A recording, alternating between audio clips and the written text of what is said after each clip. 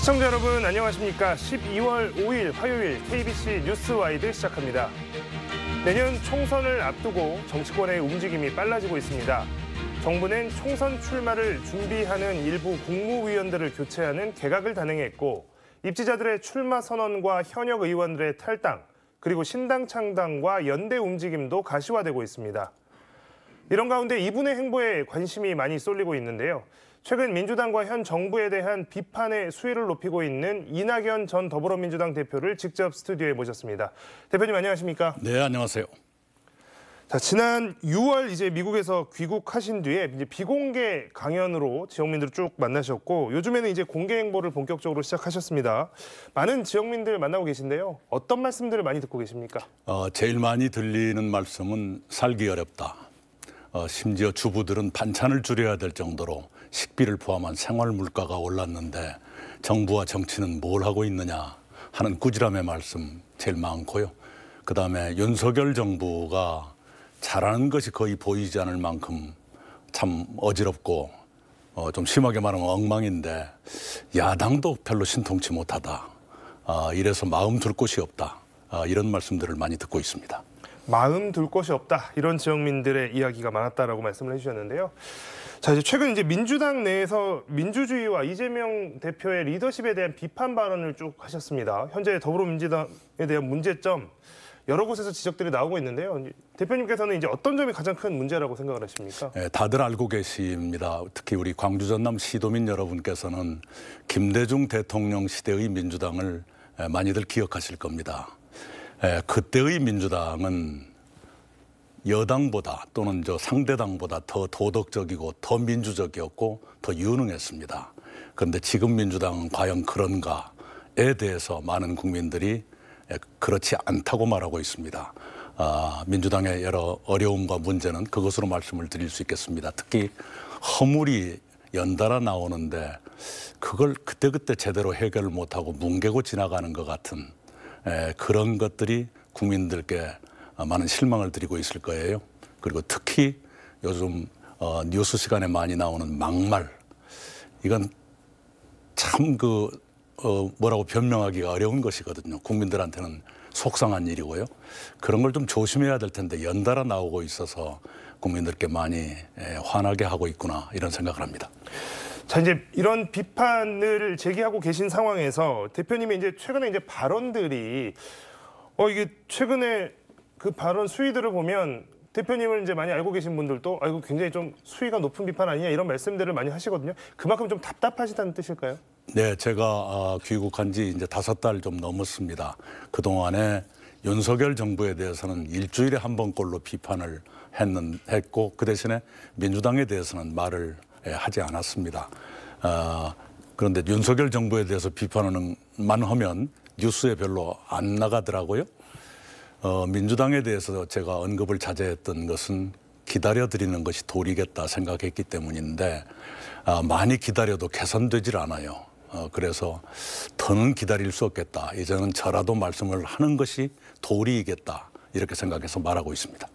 자, 이제 더는 기다릴 수 없었다라고 말씀을 하셨는데 이제 그러다 보니까 이제 또 대표님께서 하시는 말씀 한마디 한마디가 또 파급력이 있다 보니까 자, 이거 이제 대표님께서 이제 그러면 뭐 혹시 신당이나 탈당까지 염두에 두고 지금 이런 그 발언들을 이어가시는 거 아닌가라는 분석들이 실제로 많이 나오고 있습니다. 이 부분에 대해서는 어떻게 설명하시겠습니까? 제가 23년 전에 정치를 시작할 때부터 저는 하나의 원칙을 가지고 활동을 해왔습니다.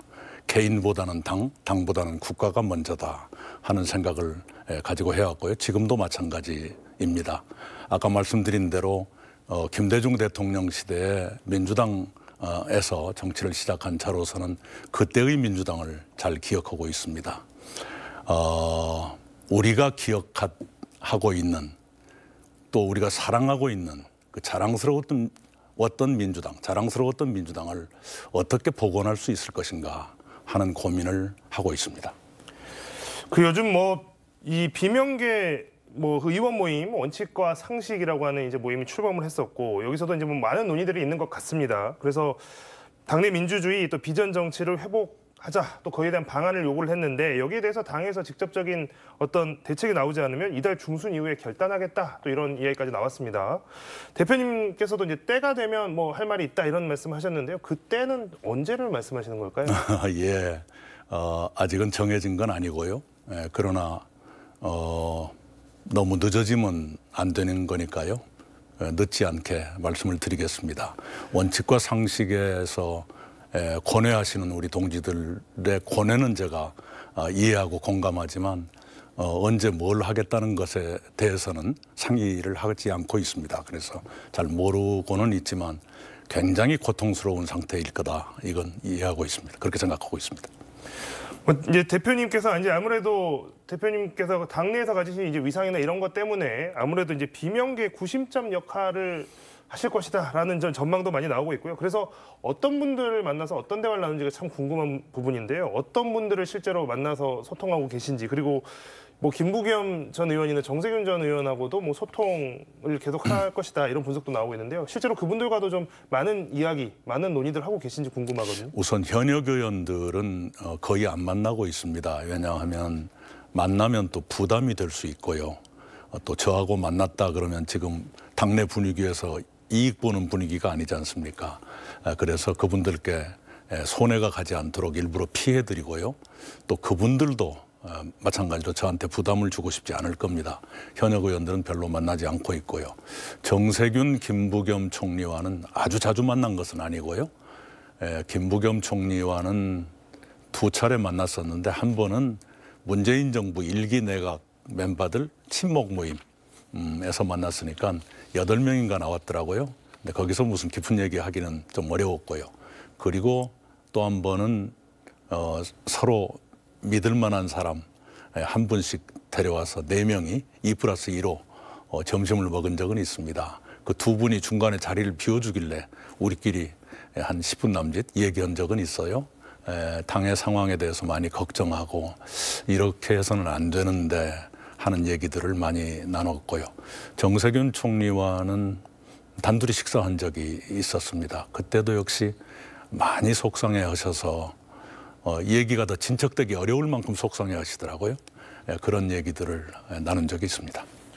자, 그런데 반면에 이제 또 당 내에서는 내년 총선 승리하려면 어찌됐든 이재명 대표 체제로 총선 치러야 될 거 아니냐, 이런 의견이 있습니다. 뭐 어제 저희 방송에 뭐 박지원 전 국정원장도 나오셔서 그런 비슷한 말씀을 하셨고요. 자, 이런 의견이 실제로 이제 당내에서 좀 많은 뭐 공감을 얻고 있는 것 같은데, 이런 의견에 대해서는 어떻게 생각하십니까? 선거를 치러야 되는 것은 당이고 또 출마자들이기 때문에 무엇이 승리를 위한 길인가 본인들이 잘 알 거라 생각합니다. 본인들이 선택하고 결정할 일이고요. 그 결과에 대해서도 감당해야 될 겁니다. 네. 자, 이제 뭐 여론조사 이야기를 잠깐 해볼 텐데요. 리얼미터가 어제 발표한 여론조사 결과인데 지난달 30일부터 이달 1일까지 전국의 18세 이상 1,005명을 대상으로 진행한 정당 지지도 조사 결과가 국민의힘이 33.9% 그리고 민주당이 43.8%인데 민주당이 전주보다 훨씬 더 많이 떨어진 것으로 나왔습니다. 뭐 저희가 이제 나오시는 정치 패널분들께도 뭐 여러 번 질문을 드립니다만, 여당이 강서 보궐선거에서 참패를 했고 민주당에게도 굉장히 호재가 될 것처럼 보였습니다만, 그리고 또 최근에 엑스포 실패, 유치 실패라는 이제 이슈도 있었죠. 민주당이 여전히 전국에 대한 여론을 주도하지 못하고 있습니다. 어떤 점이 부족한 걸까요? 이제 최근 여론조사는 늘 자주 하는 거니까요. 최근에 있었던 일을 생각하면 제 기억으로는 민주당한테 악재는 역시 막말 아니었는가 생각을 합니다. 종편의 오전 시간에 뉴스를 하는데 거의 3분의 1 정도를 민주당 막말, 그리고 희한하게도 한동훈 장관 띄워주기가 3분의 1을 넘는 것 같아요. 이 자리를 빌어서 말씀드리는데 전두환 때 전두환 띄워주는 것만큼이나 띄워주고 있어요. 뭐 하는 일인지를 모르겠습니다. 그런 점에서 여론에 영향을 주지 않았을까 싶습니다. 자, 이제 여론조사에서 사실은 이도 저도 아닌, 그러니까 거대 양당에 대한 지지도가 들쭉날쭉하지만 어느 한쪽이 시원하게 상승세다, 뭐 우상향한다 이런 느낌을 못 주고 있는 상황에서, 자, 어느 쪽도 지지 않는 사람들이 대다수다, 국회 제3당이 무당층이다, 이제 이런 말까지 나오고 있는 상황인데요. 어느 쪽도 지지하지 못하는 국민들은 네. 어떤 상황이라고 지금 분석을 하실까요? 그러니까 우리 학교에다 비유를 하자면 시험 문제를 받아보니까 윤석열, 이재명 딱 둘만 써놓고 둘 중에 하나 고르십시오. 이런 시험 문제거든요. 그걸 작년 대통령 선거부터 이대로 가면 내년 총선까지 똑같은 시험 문제를 받아야 되는데 여론조사를 보면 약 30%의 국민은 이 시험 문제 정답이 없습니다. 잘못되어 있습니다. 이렇게 생각하고 있거든요. 그래서 그런 국민들, 양당이 모두 싫다는 국민들께 새로운 선택지를 보여드리는 것이 정치를 위해서 필요한 것 아닌가. 말하자면 그런 국민들의 의견, 의사, 목소리도 국회에 반영될 수 있도록 하려면 새로운 선택지가 필요하고 그것이 바로 제3세력의 모색이 아닌가 이렇게 생각을 합니다. 실제 나타나고 있는 여론의 흐름을 새로운 정치 세력에 대한 요구, 희망, 여기서 비롯된 거다라는 말씀을 이제 분석을 해주셨고요. 여당인 국민의힘 이야기도 잠깐 해보겠습니다. 자, 이제 민주당은 김은경 혁신위가 있었고요. 그 다음에 이제 국민의힘은 이뉴한 혁신위가 나섰습니다. 두 혁신이 다 출발과 다르게 지금 끝 마무리가 잘 안 되는 모양새인데요. 이뉴한 혁신위 같은 경우에는 지금 당 지도부 또 중진 친윤 의원들의 불출마 또는 험지 출마 요구가 핵심인 것 같은데 이게 지금 사실상 물 건너간 것으로 보이고 있습니다. 또 위원장의 설화 논란까지 있었습니다. 국민의힘의 이 혁신이 좀 흐지부지 되는 것 같은데 여기에 대해서는 어떻게 보십니까? 참 우리 대한민국 정치가 정말로 희망이 없구나. 혁신이라고 하는 것들이 양쪽 모두 흐지부지되고 이렇게 하고 있구나 하는 저도 정치에서 일하는 사람으로서 참 면목 없는 일이다 이렇게 생각을 해요. 그런데 조금 자세히 들여다보면 약간 차이가 있지요. 민주당의 혁신위원회는 당 대표의 의중을 너무 반영하다가 보니까 이상해져 버린 것 같고요. 국민의힘의 혁신위원회는 뭔가 대통령실에서 뭔가가 있었을 것 같은데 그게 어그러져 버렸거든요. 말하자면 민주당은 리더십 과잉 때문에 혁신에 실패했다면 국민의힘은 대통령의 리더십이 흔들리고 있는 것 같은, 그래서 말이 안 먹히고 혁신위원회가 좌초하는 그런 상반된 양상이 있는 것 같아요. 실패는 똑같은 실패인데 내용이 조금 다릅니다. 네. 자, 총선이 또 다가오고 있는 가운데 지금 어제 그제 최근에 지금 가장 논란이 되고 있는 게 선거제 문제입니다. 네네. 지금 아까 이제 대표님께서는 새로운 선택지를 바라는 대중들의 요구가 있다라고 분석을 해주셨지만 지금 보니까 국민의힘은 이 병립형으로 회귀하겠다 입장이 분명한 것 같고요. 그다음에 이제 민주당은 병립형 회귀에 대한 운을 띄운 것 같은데 지금 연동형 비례제를 유지할지 말지 좀 고민을 하고 있는 것 같습니다. 어제는 손학규 전 대표가 어제 민주당의 병립형 회귀 움직임을 직접 강력하게 비판하기도 했는데요. 대표님 여기에 대해서 의견이 어떠십니까? 어렵게 만든 준연동제 현행제도를 위성정당 포기를 전제로 지켜야 되는 것이 최저한도의 요구라고 생각해요. 왜 그러냐 그러면 두 가지가 있습니다. 첫째, 민주당은 오랜 세월 동안 다당제를 지향해 왔습니다. 다당제에 맞는 선거제도가 연동형입니다. 두 번째, 민주당의 대표가 국회 대표연설을 통해서 그걸 공약을 했어요. 그러니까 민주당의 일관된 입장을 지킨다, 대표의 공약을 지킨다. 두 가지 측면에서 연동제 약속을 지키는 게 맞는데 그게 흐지부지 되는 것 같아요. 그것은 아마도 비례대표 의석수를 공학적으로 계산해서 손해 안 보려고 그러는 것 같은데 국민의 신뢰를 잃어서 손해보는 것은 계산을 안 하는 것 같아요. 그래서 특실 계산을 너무 공학적으로 보지 말고 국민 마음에 입각해서 계산을 해보면 연동형으로 가는 것이 오히려 득일 수 있다. 그리고 그렇게 가는 것이 옳다. 이 말씀을 저는 드리고 싶습니다. 그런데 이제 민주당 이재명 당대표도 조금 애매하게 말을 했고 또 민주당 지도부에서도 지금 굉장히 지금 모호하게 가고 있는데 결국에는 그러면 이 병립형으로 가지 않고 지금 현재의 연동형 비례제 지켜질 수 있을까요? 만약에 여야가 합의하지 않으면 현행대로 가는 것이죠. 현행대로 가면서 여야 모두 위성정당을 포기하겠다라고 약속을 하면 지켜지는 것인데 어찌 될지 모르겠습니다. 선거법은 일방적으로 처리하기가 어려운 것이거든요. 게임의 규칙이기 때문에. 그렇게 될지 아니면 여야가 물밑에서 이미 병리평으로 가기로 묵계를 해버린 것인지 그런 의심도 듭니다. 네. 자, 대통령실에 대한 정부에 대한 대표님의 여러 가지 이제 네. 의견도 좀 여쭤보겠습니다. 강하게 비판하고 계신데 네. 뭐 이대로 가면 윤석열 정부는 1987년 민주화 이후 최악의 정부로 기록될 것이다. 이런 표현까지 하셨습니다. 윤석열 정부의 가장 큰 문제는 뭡니까? 하도 많아서요. 네, 분명한 것은 그 얘기를 아마 국내에서 제가 처음 했을 거예요. 1987년 민주화 이후 최악의 정부가 될 것 같다. 이대로 가면. 그 얘기를 처음 했는데 분야별로 아주 치명적인 잘못들이 계속 있습니다. 아주 압축적으로 말씀을 드릴게요. 첫째, 경제에서는 아까 말씀드린 대로 주부들이 반찬을 줄여야 될 정도로 일상생활이 고통스러운데 아무런 대책이 나오지 않는다. 크게 보면 우리 경제 성장률 또는 잠재 성장률까지 1%대로 떨어졌거든요. 이대로 가면 윤석열 대통령 재임 중에 0%대까지 갈 수도 있습니다. 그런데 무슨 대책회의 했다는 뉴스도 이제 본 적이 없어요. 뭐 하고 있는 것이냐. 사회에서는 노동시간을 다시 연장하겠다. 성평등을 다시 후퇴하겠다. 이런 시대착오적인 일을 하고 있거든요. 정치에서는 언론 자유 포함한 민주주의 후퇴가 있는 것이고 특히 외교안보에서는 미국, 일본하고만 잘 지내면 만사형통할 것처럼 착각한 나머지 한중 관계 나빠지고 남북 관계 나빠지고 한반도 전체의 긴장이 고조되는 대실책을 했습니다. 한일 관계 개선 자체는 좋은데 역사를 팔아서 관계 개선을 얻었거든요. 그건 정의로운 관계 개선이 아닙니다. 이걸 정의로운 관계 개선으로 되돌리려면 앞으로 몇 년이 걸릴지 모릅니다. 대단한 후과를 남긴 거거든요. 이건 참으로 잘못한 것입니다. 그런 점에서 박근혜 정부는 탄핵을 당했지만 정체했다고 본다면 윤석열 정부는 후퇴하고 있다. 특히 부산 엑스포 표결 결과가 119대 29였잖아요. 우리가 국제 무대에서 이렇게 참패를 당한 일은 역사상 처음입니다. 네.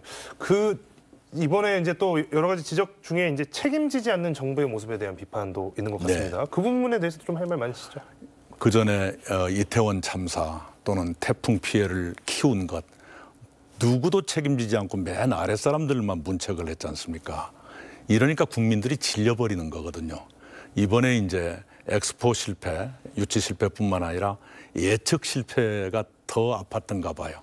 그래서 외교부 장관을 문책하는 것 같은데 그 정도 가지고는 안 될 겁니다. 뭔가 심기일전하고 있다는 걸 보여주기 위해서는 이제는 책임을 확실히 묻는 그런 정부가 돼야 국민들이 조금 기대를 갖게 될 텐데 어찌 될지 지켜봐야겠습니다.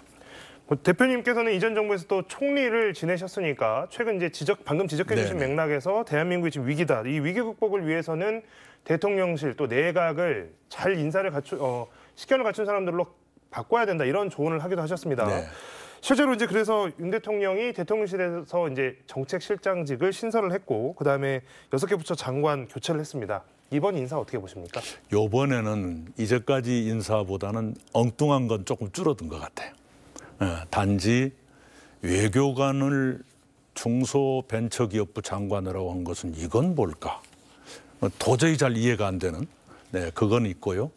그 나머지는 후쿠시마 오염수 방류를 찬성했던 분이 해수부 장관 온 것이 마음에 걸립니다. 그것 빼놓고는 대체로 공무원 출신이나 공직 출신이어서 그러는지 예전보다는 엉뚱한 인사는 줄었다. 그러나 또 이제 가봐야 알겠지만요. 그렇게 봤습니다. 또 하나 이제 뭐 대표님께 여쭤보고 싶은 내용이 이 윤석열 정부의 언론관에 대한 이야기입니다. 지금 뭐 언론계와도 굉장히 이제 마찰과 갈등이 네. 있는데 어느 한쪽에서는 언론의 정상화라고 이야기하고 있고 어느 한쪽에서는 언론 탄압이라고 이야기하고 있는 상황입니다. 뭐 좀 전에도 말씀드렸지만 언론인 출신이시니까 특히 이제 이동관 방송통신위원장이 선임되는 과정, 또 사표를 낸 과정, 그리고 또 검사 출신인 김호길 국민위원장이 후임으로 거론되고 있는 이 일련의 이런 상황들 어떻게 지켜보고 계신지 궁금합니다. 우선은 이동관 씨는 저의 신문사 후배이고 도쿄 특파원 바로 후임입니다마는 그 자리에 가지 않았어야 되는 사람이었고요. 처음부터 잘못된 인사였다 생각을 합니다. 그동안에 있었던 일을 보면 KBS 사장 바뀌던 당일날 많은 조치들이 있었지 않습니까? 거의 탱크가 들어간 것 같은 전격적인 조치들이 있었어요. 그건 참 우리가 거의 잊어져 가던 옛날 일을 다시 보는 것 같은 느낌이 들었고요. 그 뒤로 뉴스를 보면 땡윤 뉴스가 부활했다. 전두환 이후 처음으로 부활한 것 같습니다. 그래서 이게 그 방송사, 대한민국 대표 방송사를 위해서 대단히 불행한 일이 진행되고 있다. 이렇게 보고 있습니다. 그다음에 뭐였죠? 네, 김홍일 국민위원장이 검사 출신인데 또 거론되고 있지 않습니까? 후임으로. 지금 대한민국은 검사 출신들이 법 분야뿐만 아니라 금융 분야, 언론 분야, 그냥 만사형통이 아니라 검사형통의 시대가 됐어요. 이건 지나칩니다. 반드시 부작용이 있을 겁니다. 부작용에 대한 걱정을 해주셨습니다. 자, 또 하나 지금 뭐 정치권에서 이슈가 되고 있는 것 중에 하나는 윤 대통령의 거부권 행사에 대한 것입니다. 윤 대통령이 지난 1일 노란봉투법과 방송 3법 등 4건의 법안에 대해서 거부권 제2요구권을 행사했습니다. 양곡관리법 개정안과 관호법 개정안에 이은 세 번째 거부권 행사인데요. 이렇게 의회와 타협하지 않는 모습, 의회의 결정을 거부하는 모습, 노출이 자꾸 되고 있는데 네. 이 부분에 대한 문제점도 생각해 보죠. 스스로 의회와의 소통이랄까 협력의 여지를 차단하고 있는 것이죠. 그 부담은 정권에 돌아가게 돼 있습니다. 그 전에 보면요, 김영삼 대통령, 김대중 대통령, 의회의 경험을 가지신 대통령은 장관들이 국회에 가서 의원들 앞에서 너무 오만하게 굴었다든가 그러면 장관을 나무랬어요. YSTJ가 당은 달랐더라도 그렇게 했습니다. 그만큼 의회를 존중하라 이런 뜻이지요. 그런데 지금은 전혀 그게 아닌 것 같아요. 국회에서는 압도적인 의석을 가진 당이 일방 처리를 하고 대통령은 그걸 거부하고 양쪽 다 법으로 보면 합법은 합법인데 결과를 놓고 보면 국민에게는 아무것도 남는 게 없는, 그래서 어느 쪽이 잘잘못을 아까 제가 대통령이 그렇게 하면 부담이 정권에 간다는 말씀 들었지만 어렵더라도 끝까지 대화를 했으면 좋겠어요. 그래서 그냥 우리는 찬성이고 우리는 반대다 이렇게만 가지 말고 찬성과 반대로 입장이 갈리면 여기서 우리가 국민들께 드릴 수 있는 최대치가 어디까지냐. 그래서 단번에 100% 다 안 되더라도 그러면 이번에는 60%만 가자. 그리고 이 다음에 또 보자. 이렇게라도 해서 국민 생활에 뭔가 변화를 주었더라면 국민들의 절망이 좀 덜했을 텐데 하는 아쉬움이 있습니다. 이제 타협에 대한 말씀을 좀 해주셨고, 그런데 이제 이 문제, 이 대통령의 거부권 행사와 관련해서 또 한 가지 여쭤보지 않을 수 없는 게 민주당이 지금 대장동 50억 클럽 또 김건희 여사 주가 조작 의혹과 관련해서 특검법을 또 본회의에서 처리할 예정입니다. 네. 그러면 이제 또 이게 윤석열 대통령이 이걸 또 받아야 되느냐 말아야 되느냐 또 이런 상황에 놓이게 되는데 이거는 어떻게 진행이 될까요? 이거는 좀 전향적으로 좀 태도가 달라질 수 있을 거라고 보십니까? 저는 윤석열 대통령 입장에서 이제까지 거부권을 행사했던 법보다 훨씬 더 어려울 거라 생각을 합니다. 왜냐하면 배우자의 비리 혐의이지 않습니까? 그것을 거부하면 대중적으로 국민들의 감성에서 훨씬 더 반발이 커질 거예요. 그리고 그것은 정권의 부담으로 고스란히 가게 될 겁니다. 그리고 50억 클럽은 그동안의 수사가 지지부진하기 때문에 특검 얘기까지 나왔는데요. 이거 정말로 해결해야 됩니다. 왜냐하면 지금 우리나라가 많이 위기다라고 하는데 위기의 핵심 중에 빠질 수 없는 게 법치의 붕괴거든요. 대법관이 재판 거래 의혹을 받고 있다든가 전직 검찰총장 2명인가 몇 명인가가 무슨 50억을 받았다든가 이거 해결하지 않으면요. 국민이 법을 믿겠습니까?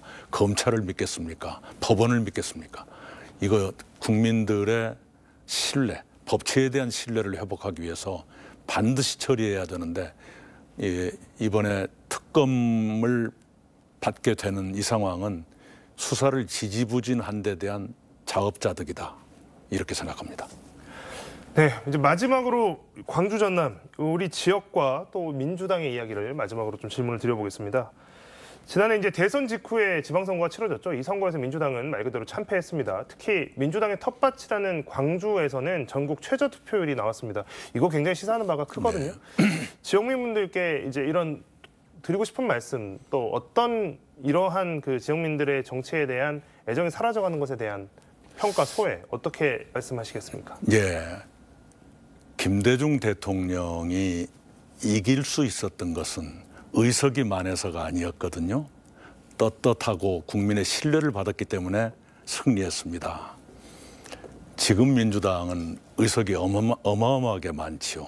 그런데 지방선거 실패했죠. 대통령 선거 실패했는데 왜 그러는가? 충분히 떳떳하지 못하기 때문에 그럴 거예요.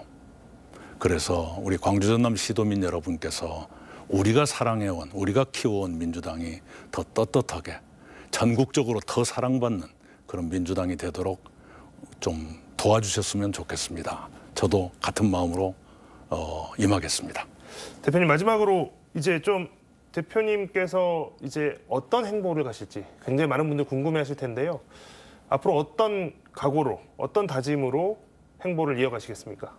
예, 광주 전남 시도민 여러분께서 아시는 것처럼 저는 많이 부족한데도 불구하고 운이 좋아서 혜택을 많이 받은 사람입니다. 이제 우리 국가를 위해서 또 광주 전남을 위해서 빚을 갚을 때가 됐습니다. 개인 욕심 모두 버리고 남은 저의 모든 힘을 다해서 대한민국을 이 위기에 빠지지 않도록 또 광주 전남이 더 이상 낙후를 계속하지 않도록 있는 힘을 다해서 노력을 하겠습니다. 우리 시도민 여러분도 많이 채찍질해 주시기 바랍니다. 네. 오늘은 이낙연 전 더불어민주당 대표와 이야기 나눠봤습니다. 대표님 고맙습니다. 감사합니다.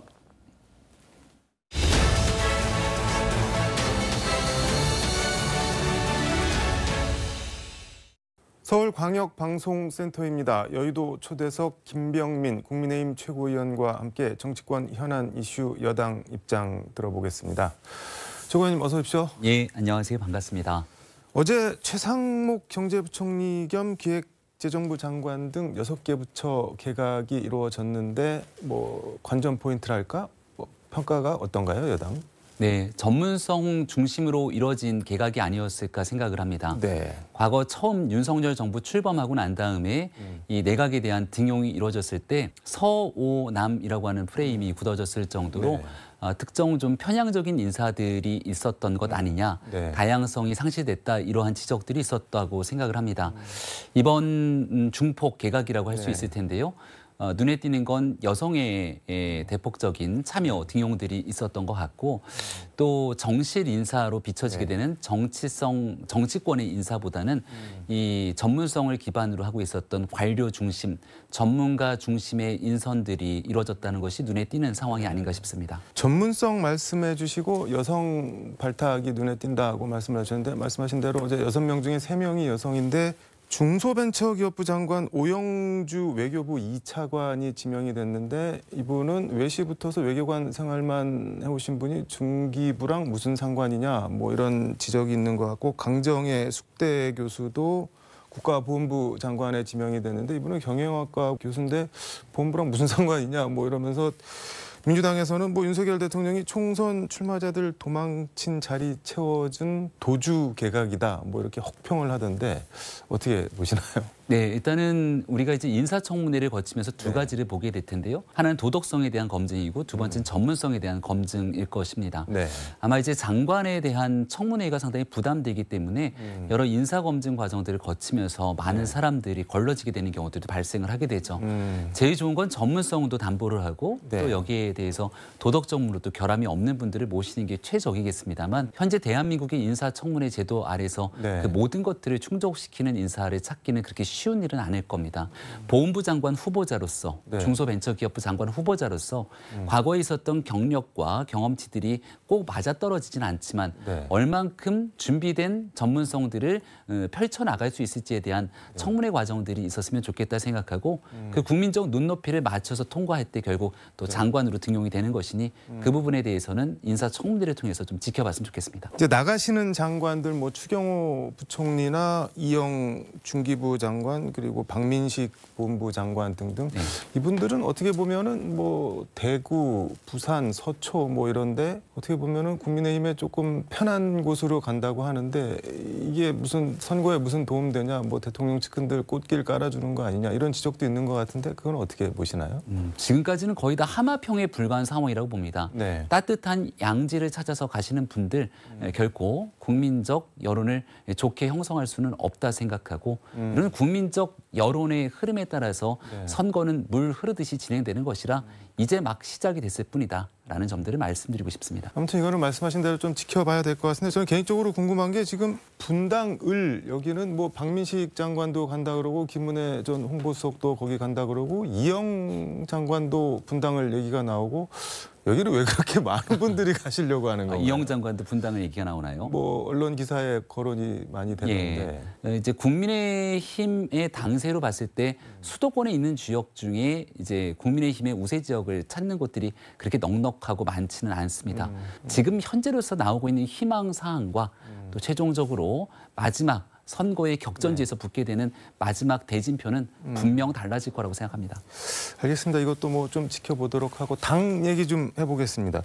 인요한 혁신이 이거는 뭐 어떻게 되는 건가요? 어제까지 중진 험지 출마론에 답을 달라 최고위에서 이렇게 요청을 했는데 그냥 뭐 안건에도 안 올라오고 지나간 것 같은데 이건 뭐 어떻게 된 건가요? 네, 어제 이제 공식 안건으로 네.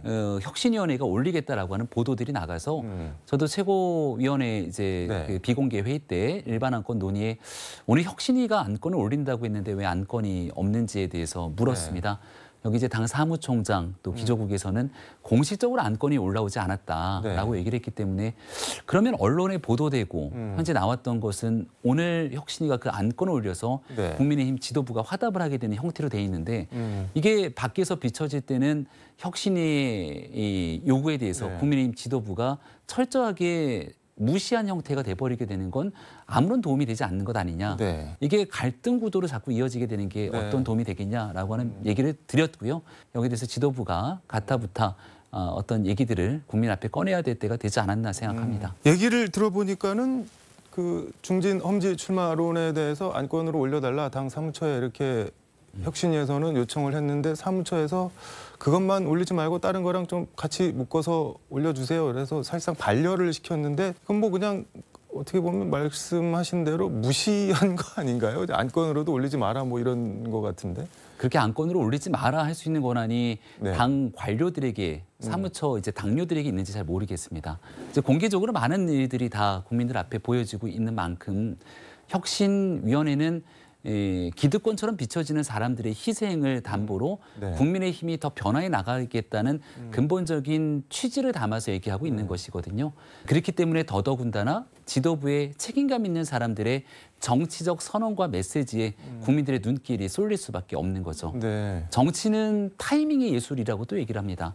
그리고 그 사안마다 중요한 시기에 어떻게 메시지를 내면서 국민의 감동을 끌어내는지를 가지고 우리는 정무적 감각이라는 표현을 쓰기도 하죠. 네. 근데 그런 정무적 감각이 국민들 보시기에 한참 뒤처진다 판단이 되면 총선을 앞두고 수도권의 민심을 가져와야 되는데 네. 이런 정무적 감각으로 무슨 정치를 하겠냐라고 하는 국민들의 당원들의 볼멘 소리가 더 쏟아질 수밖에 없는 것 아니겠습니까? 국민들이 원하는 변화와 혁신의 방향에 맞춘 메시지들이 어떻게 나올지를 좀 주목해야 될 때라고 생각합니다. 정무적 감각 말씀해 주셨는데 어제 최고위원회 비공개 회의에서 이렇게 아무 답도 안 하고 있는 게 최악이다. 이렇게 김기현 대표 면전에서 어떻게 보면은 직격탄을 날린 건데 무슨 말씀을 하셨는지 좀 여쭤봐도 될까요? 정당 민주주의는 건강해야 됩니다. 네. 시위 고하를 막론하고 같이 함께 토론할 수 있는 장인데 네. 회의가 거의 마무리까지 끝나가는 과정 속에서도 지도부 내 회의 중간 아무도 혁신위원회의 히읗자도 혁신에 대해서 꺼내지 않고 있는 상황이었기 때문에 네. 이 혁신위에 관련된 내용을 한마디도 하지 않고 넘어가게 된다면 그건 그야말로 최악이 될 수 있다. 그래서 그 내용들을 한번 오늘 얘기를 꺼내보자라고 해서 혁신위 안건이 올라왔냐, 왜 안 올라왔냐에 대한 언급을 하게 된 것이고 네. 그러면서 자연스럽게 토론이 이루어졌습니다. 그래서 혁신위의 안건이 올라오지 않았던 내용에 대한 배경을 설명했고 이렇게 자연스러운 토론과 또 거기에 대한 논의들이 충분하게 숙성돼야 됩니다. 그동안은 이게 무슨 대결 구도처럼 한쪽이 이기면 한쪽이 무너지는 것 같은 대립 구도가 형성돼 왔는데 네. 혁신위와 지도부 모두가 국민 눈높이에 맞춰서 쇄신하면서 함께 국민으로 나아갈 수 있는 방향이 저는 제일 중요하다고 생각되거든요. 예, 그러기 위한 더 건강하고 또 더 용기 있는 사람들의 활동들이 지금부터 국민의힘 지도부에 필요하다는 얘기를 계속 드리고 있습니다. 이게 뭐 일각에서는 혁신이 조기 해체 얘기도 나오고 반대로 이뇨한 위원장이 뭐 그렇게 간단한 사람이 아니다, 만만한 사람이 아니다. 그러면서 비대위로 넘어가자. 혁신이 갖고는 우리 지금 뭐 안 될 것 같고 김기현 대표 체제로도 안 될 것 같으니까 비대위로 가자. 어떻게 보면 일종의 논개 작전 비슷하게 나올 수도 있다. 뭐 그런 관측도 있는데 현실성이 있는 얘기인가요? 어떤가요? 지금 그 모든 구도들이 네. 혁신위와 지도부의 제로섬 게임처럼 비춰집니다. 한쪽이 흥하면 한쪽이 망하고 네. 한쪽이 흥하면 또 한쪽이 망하는 것처럼 비춰지게 되는데 왜 그런 구도가 잡히게 된 건가요? 어느 순간부터 혁신위가 내세우는 혁신안에 대해서 그 혁신의 대상이 지도부인 것처럼 굳어지게 되는 상황들이 연출된 것이 아닌가 네. 생각합니다. 여기에 대한 그 험지 출마에 대한 요구가 지도부를 향하기도 했고 또 여기에 대한 요구나 응답이 적절하게 나오지 않다 보니까 결국 이 모든 것들이 대결 대립구도처럼 비춰지게 되는 상황이 나타났죠. 또 일부 여론조사에서 이뇨한 혁신위원장의 활동들에 대해서 네. 높게 긍정평가가 되고 있는 반면 또 지도부에 대한 네. 당대표에 대한 평가가 다소 낮은 여론들이 형성되다 보니까 이게 한쪽이 올라가면 한쪽이 내려가는 것 같은 정치 구도에 모여져 있다고 생각하는데요. 이런 정치 상황들을 한 번에 타기에서 돌파하는 것도 결국 정무적 감각이고 정치력이라고 생각을 합니다. 그래서 누군가를 부러뜨리면서 내가 살고 있는 정치가 아니라 이 모든 것들을 한 번에 풀면서 국민의힘이 슈퍼 빅텐트를 얘기했을 정도로 판을 엎어내는 결단과 정치력들이 매우 중요한 시점이거든요. 혁신위도 한 번 더 호흡을 좀 가다듬고 네. 지도부도 귀를 크게 열면서 무엇이 진정으로 국민의힘의 승리를 원하는 유권자들과 국민의 마음인지에 맞춰 나가기 위한 노력들이 지금 아직 기회가 남아있다고 생각합니다. 단도직입적으로 김기현 대표가 말씀하신 정무적 감각이 지금 약간 부족한 거 아니냐? 혹시 그렇게 판단을 하고 계신 건 아닌가요? 그 김기현 대표는 네. 진정성 있는 정치인이라고 생각을 합니다. 네. 근데 제가 이 자리에서도 수없이 김기현 대표의 리더십에 대해서도 언급한 바 있었습니다만 네. 김기현 대표는 진정성 있는 정치인입니다. 나 하나 내 지역구를 지키겠다고 당을 이끌고 있는 상황 속에서 네. 당 전체가 엉뚱한 방향으로 가게 되는 걸 그냥 지켜볼 정치는 아니라는 얘기를 드리고 싶었고 또 그런 얘기를 수없이 드려왔는데요.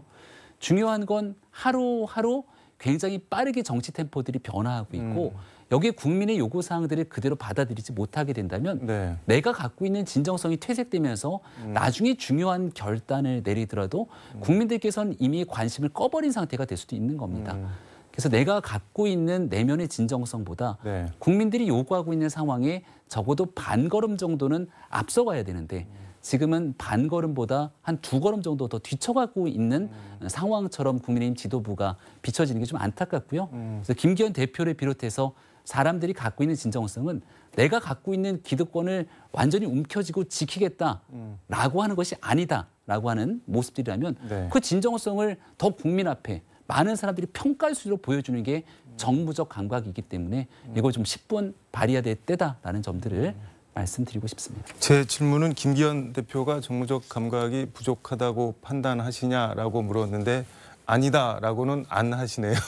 그 정무적 감각이 네. 예, 곧 발휘될 거라고 저는 굳게 곧 믿습니다. 지금은 아니고 그 김기현 대표도 그렇고 이뇨한 위원장도 그렇고 이른바 윤심을 자꾸 언급을 하는데 나에게 윤심이 있다. 이 윤석열 대통령께서 이거 보다가 이거 아닌 것 같다. 니들 둘 다 그만둬라 하면서 이렇게 비대위로 갈 가능성 같은 거는 있을까요? 어떨까요? 그걸 제가 용인하게 되면 국민의힘이 대통령의 하명정당 같은 느낌처럼 비춰지게 될 텐데 적어도 제가 활동하고 있는 지도부는 누군가의 지시를 받아 움직이는 그런 기계적인 정당이 아니라는 점을 다시금 말씀드립니다. 누군가가 얘기하고 있는 상황에 따라서 움직이는 기계가 아닌 것이죠. 네. 윤심보다 훨씬 더 중요한 건 결국 국민의 민심일 겁니다. 근데 국민의 민심이 이 상태로 정말 되겠냐라고 하는 네. 그런 여론들이 들끓게 되게 된다면 총선을 앞두고 있는 상황 속에서 결국 나가서 열심히 뛰고 있는 후보들조차도 불안해하지 않겠습니까? 지금 수도권 우리가 험지, 격전지라고 불리는 곳에서 하루하루 열심히 최선을 다해 뛰고 있는 후보들이 조금씩 불안해하는 모습들도 감지가 됩니다.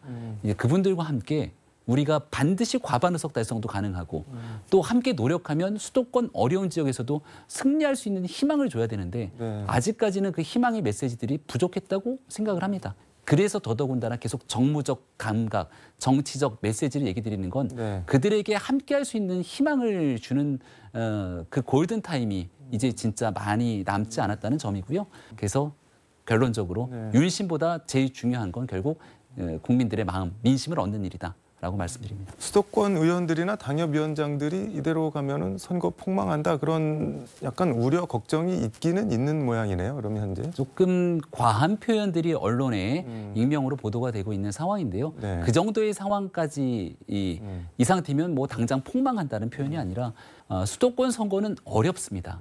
어렵고 힘들기 때문에 더 처절하게 노력하면서 감동을 끌어낼 때만 성공할 수 있다고 판단되는데 적어도 지금 보여지고 있는 정당의 상황에선 수도권 유권자의 감동을 끌어내기에는 턱없이 부족하다라고 하는 인식에는 동의합니다. 그래서 그런 목소리들이 이곳 저곳에서 하나둘씩 나오고 있고 그 목소리를 대변해서 저도 지도부에 계속 두들기는 메시지를 내고 있는 거죠. 그렇게 어렵다는 분위기, 목소리가 있는 거를 김기현 대표나 윤석열 대통령은 알고는 계신 건가요? 김기현 대표도 이러한 수도권의 상황뿐 아니라 전국적인 상황을 잘 알고 있습니다.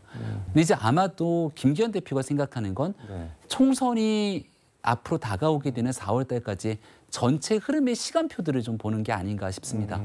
이게 쓸 수 있는 중요한 국면의 카드들이 있을 텐데 너무 일찍 카드를 꺼내버리면 그게 나중에 시간이 지나고 나서 약효가 소멸될 수도 있는 상황이거든요. 그래서 중요한 타이밍을 재고 있는데 또 우리가 이 맛있는 음식을 두고 이거 나중에 아껴 먹으려다가 나중에 뭐 된다 이런 어른들의 얘기가 있는 것처럼 중요한 카드를 적재적소에 꺼내들 수 있어야 되는 면들도 함께 보충이 되기 때문에 과연 어떤 타이밍이 가장 최적인지는 그게 이제 정부적 감각이라고도 볼 수 있겠죠. 저는 이게 개인적으로 좀 궁금한데 지금 이제 순차적으로 개각을 하고 있는데 한동훈 장관 같은 경우는 맨 마지막에 원포인트로 개각을 할 거다라고 하는데 저는 그거 보면서 약간 그 가요쇼 프로그램 같은 데서 조용필이 맨 마지막에 나오는 것처럼 나머지는 약간 들러리 세우는 비슷한 왜 한동훈 장관만 맨 마지막에 혼자 개각을 해야 되나요? 왜 그렇게 해야 되는 건지 좀 궁금한데. 저도 제가 물어보질 않아서 명확하게 인지하지 못하겠습니다만 뭐 마지막까지 해야 될 일들이 남아있을 수도 있다고 생각하고요. 아니 다른 장관들도 마지막까지 해야 될 일은 있는 건 마찬가지 아닌가요? 아니면 새로 이 장관 후보자를 이제 지명을 해야 되는데 지금 나오고 있는 얘기 중에 이제 법무부 장관 후보자로 고민했던 사람에 대한 이동설 뭐 등에 대한 여러 가지 함합평들까지 나오고 있어서 이게 단순하게 한동훈 장관의 마지막 스타급으로 띄우기 위해서 원포인트 개각을 하려고 했던 것은 아니지 않을까 저는 그렇게 생각을 합니다.